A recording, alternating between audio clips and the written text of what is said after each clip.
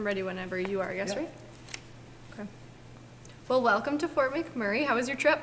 Oh, Great. awesome. It's been amazing. We landed in Alberta 5 days ago, and we've already had 3 shows. And tonight, of course, we're playing in Fort McMurray at the Keanu Theatre. And our tour so far has just been incredible. We've had lovely weather, beautiful crowds. You know, so much excitement this time of year. So I love being back at the Keanu Theatre as well. This is our Yeah. second time here, and the last time we were here, it was so much energy. It was one of the most magical, most memorable nights that I can remember Really? on our Christmas tours, like in the top 5 for sure. Oh, the crowd was just the energy in the crowd and the atmosphere.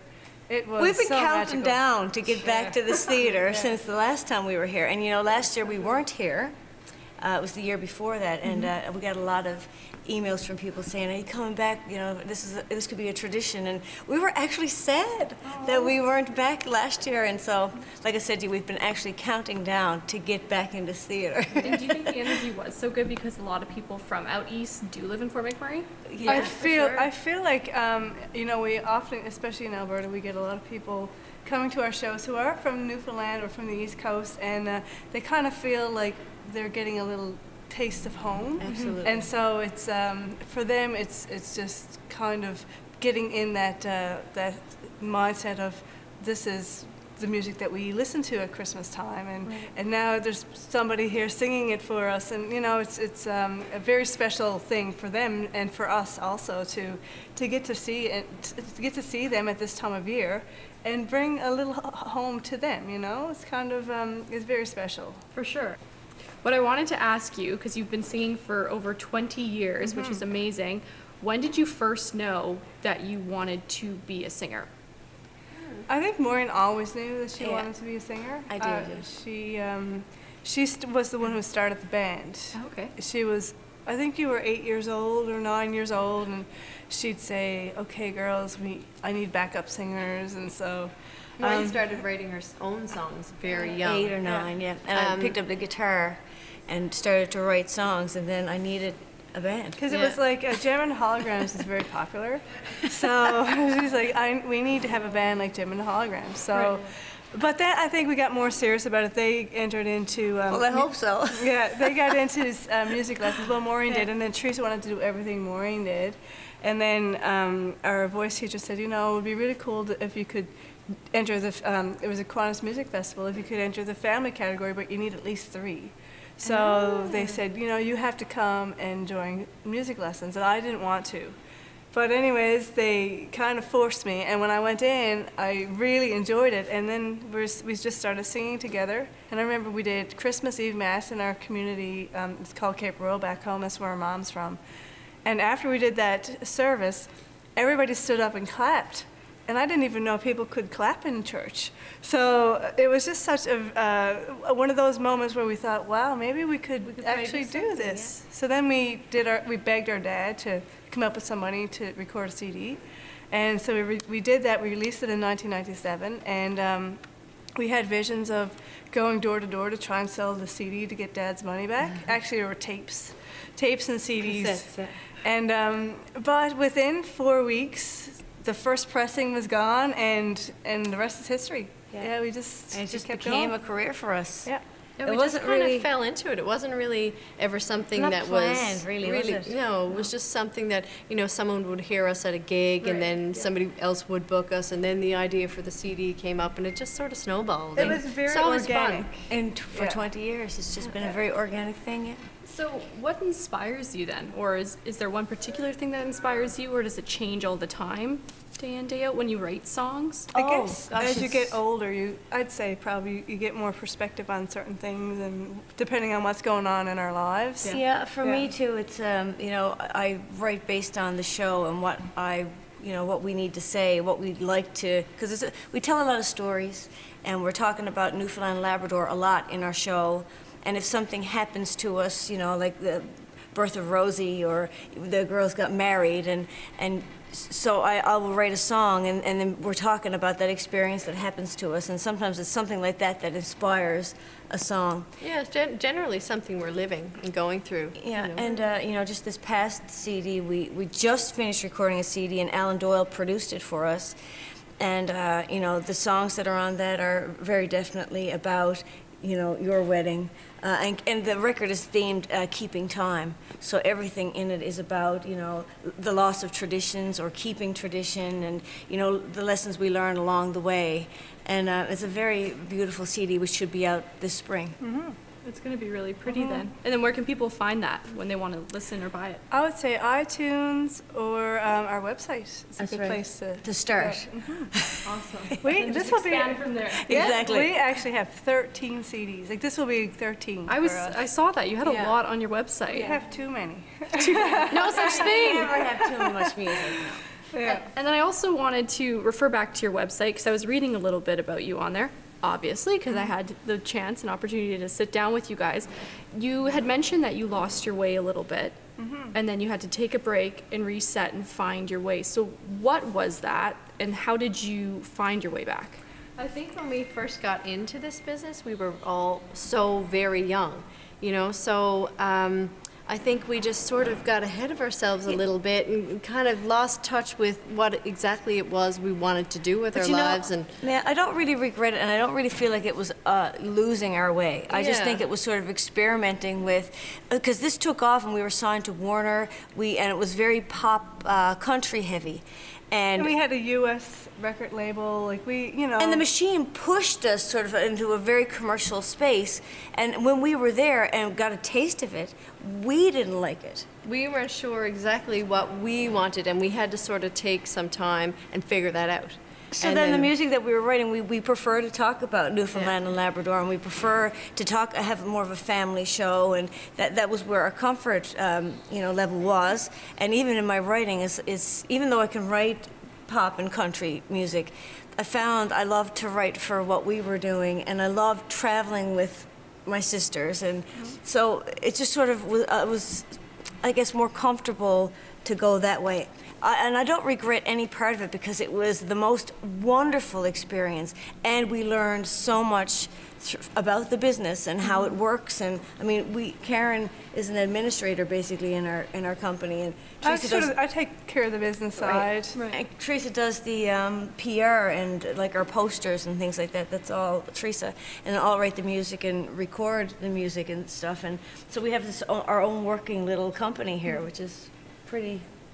You know. Yeah, and I mean, Fine-tuned machine. Yeah, it's yeah. fine-tuned. And after all these years, you know, you really do figure out where you fit best and what your strengths are within the group. And learn not to step on each other's toes at a certain point, because you know how far to push it, you know. Right, yeah. When you're suggesting things, you know who knows best. What's that like then, or what would be some words of advice that you would give younger artists who maybe do get signed or who are wanting to, you know, pursue singing as a career? What would you say so they wouldn't get lost? Well, I think for us, the main thing we had to realize is that it's not about getting famous. It's about doing something that you love and that you're passionate about, and it's hard work. There's nothing easy about, you know, developing your career and building your fan base. There's nothing easy about it, but it is so rewarding. And just stay true to your music and to yourself, really, at the end of the day. It's what And- you want to say. Yeah. And that's the thing with us, is I think in the beginning we didn't quite know what it was we were trying to put out there in the We world. thought we were just going to be famous. Like, you know, you just have this concept in your Especially mind. back in that Yeah, day, like when at you're that so time, you know. young. Well, we're just singing music. You don't really have understand that there needs to be a purpose and a focus and a direction to any product that you're putting out there in the world. And so I guess when we started to realize that this is what we wanted to say to the world and this was our voice, that's at that point, and it took us a while. And I don't regret any of the experimenting and trying to figure it out, because all of that is incredibly necessary. And very Yeah. important, and I And it think takes a while to figure it out. It's just that in this particular business, you're doing it so publicly. So you're seeing the image change, and you're hearing the music change as you're going along, you know? But everybody, I think, in the world has to go through the ups and downs of figuring out where they fit. and it's you know? okay to make mistakes. You know, you're going to Absolutely. make the wrong choices here and there, but as It's long just as really you cool stay to true be to able- yourself, yeah. you know. It's cool to be able to do it together, though, because Yeah. we're able to pick each other up and go, it's not so bad. Keep going. Let's Yeah. figure out another way. And for us too, especially in this the folk world, you know, you kind of, it's a grassroots thing. It's about making connections with people, building fan bases. It's, you know, just being smart about social media, and that's kind of how we did it. And so it's really just believing in yourself and just getting in front of as many people as you can. And really learning your audience, knowing exactly what's going to work, and you know what I guess it's a partnership, right? Well, and I also found that, you know, it's an audience wants to be entertained. Now that's such a simple concept, but you know, you can be as good as you want. I mean, there's brilliant musicians out there, but if you don't find a way to entertain, To connect with your audience. to connect, Yeah. so And through evolve. through our show, we poke fun at each other. We kind of bring out the family dynamic, the sister dynamic, and you know, yes, where we're from, and you know, we just make that kind of entertaining, and so. And people a lot of times walk out thinking that they know us. They, you know, because we give so much of ourselves, you know, like we really do show who we are, each personality kind of thing. So people often say walk this, away are you saying, really "Oh my like gosh." that? We're pretty much like that, yeah. But then you probably feel like you've done your job because you wanted that connection and you made that connection, Yeah. right? Yeah, and so for us, and that's what I was going to get back to, for us, that's what works for us. So as Maureen was saying, you know, you kind of have to find what works for you, Right. and what makes people connect to you and your music. And then you work really hard making sure that it gets out the way you want it to get out there. Exactly. It's not easy, No, that but makes it's complete so sense. amazing. It's so rewarding. It's a full-time job. It's full time. You don't, yeah. I mean, we were working on this Christmas show over the summer, like just organizing it, getting. It's really all year the new- long, but it is, really yeah. from June on. Yeah, because you want to come back every time and you want to have a fresh show. You want to have new stories. You know, I mean, some of the songs, the classic songs, are going to stay there, but then you also want to throw in new stuff so that if you're going back to the same markets, people feel like they're getting, you know, something different, and they're not gonna, you know, they're gonna come back each time. It got to be a little surprise all the Yeah. time in the show. Well, and then you have to travel and do that whole thing, which is always not the highlight of being a singer or being in the entertainment industry. So how do you deal with that? Could you imagine doing that without your family by your side? No, No, I couldn't. It would make it much more difficult for sure. this would be an incredibly long tour if we didn't have each other. Yeah, we just kind of have each other's backs all the time, you know? It's like, oh, such and so, somebody's having a bad day, or you know, sort of not necessarily a bad day, but an off day, and so the other two are there to pick that person Or up, you know, you're whatever. particularly exhausted or something, and you can kind of sit back a little bit, and you know, Pick the up other the two slack. kind of come out There's so much subtlety that we pick up on from that each nobody other. else would ever know. Like just a look, or just Yeah. even just by looking at Maura, sometimes I know she needs space. Right. So I'm going to give her a lot of space. That's the big Sisterhood, right? Right? Yeah. But Like, I have a daughter, 4-year-old daughter. I'm married. Karen has a husband. Maureen has a fiance. You know, we have families at home, and it's tough to be away this long and not to see them. And you know, FaceTime is there, but it's not the same, right? So when you have your family with you, it's like this level of comfort. It's like, okay, I've got somebody there who understands me, and I'm not lonely. And you know, it really makes Or things something as easier. simple as like that first day we started the tour, and we ran in and there was we had to do an interview, and I still had to change strings, and I still had to get ready, set up, and we were on a tight schedule. So Karen and Teresa went and did the interview while I set up the stage. And I mean, if it was just one of us doing that, Yeah.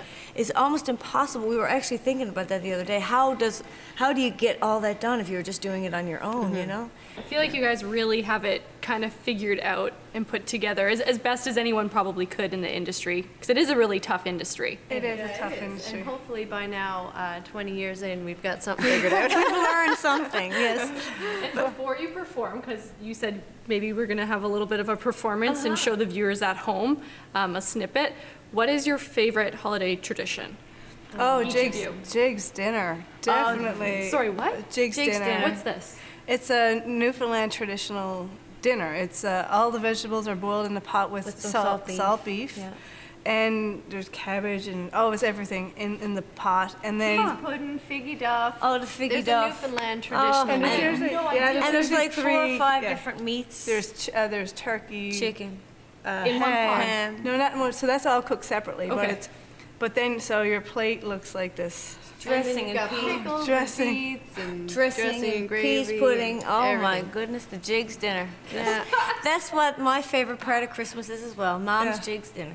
Yeah. And the Newfoundlanders here will not understand exactly what that is. too. And I love, you know, so we get together with our immediate family, my dad's family, and after we have a meal together, and then afterwards we just sort of just hang out together and enjoy each other's company. And While we play the Jigs dinner tunes. digests, but Yeah. the And we Jigs have dinner. and we have the fire going, and there's just such a nice vibe. Everybody has, you know, a little drink, and But the Jigs dinner is definitely the main focus. Because even while we're sitting around, you are digesting the Jigs, right? It's always you gotta have a nap. And gotta have a nap after. Just love Jake's dinner. I can't wait for it. I'm gonna have to Google this when I get back to work. What is Chick's dinner? And it's J-I-G. G. Yeah. Yes. Yeah, Jake's Jake's dinner. dinner. Chick's dinner. It's amazing. Done. See, I learned Yeah. something new You today. have to come to Newfoundland just to have it. Although I'm sure there are Newfoundlanders up here. That I'll- I definitely have. We Jake's have a dinner. couple we work with, so Yeah, maybe they- I'll see if I can invite myself over for Christmas Oh, yeah. if one of them are making it. Guaranteed there's a Jigs. Jake's Yeah. dinner happening Yeah. Christmas. Yep. Done. Okay, well that's the interview. Thank you so Thank much you ladies. for having us. Appreciate it, and then we'll just get you to play a song for us. Merry Christmas. Yeah.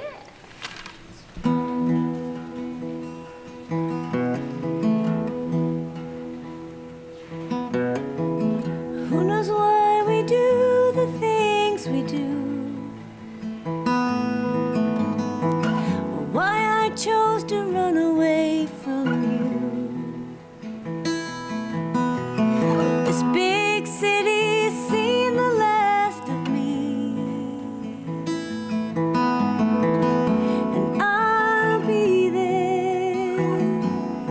Darling, I'll be there, and I'll be there Christmas Eve. Darling, don't stop believing. Don't give up hope. Don't lose faith in me. 'Cause I'll be there Christmas Eve. Years can rush like waves upon the shore, and weave a weary pathway to your door. Of all of our tomorrows come and gone, like evening sunlight and stars before the dawn. Can we move on? I'll be there Christmas Eve. Darling, don't stop believing. Don't give up hope. Don't lose faith in me. 'Cause I'll be there Christmas Eve. Don't know why we do the things we do. I'm so sorry that I said those things to you.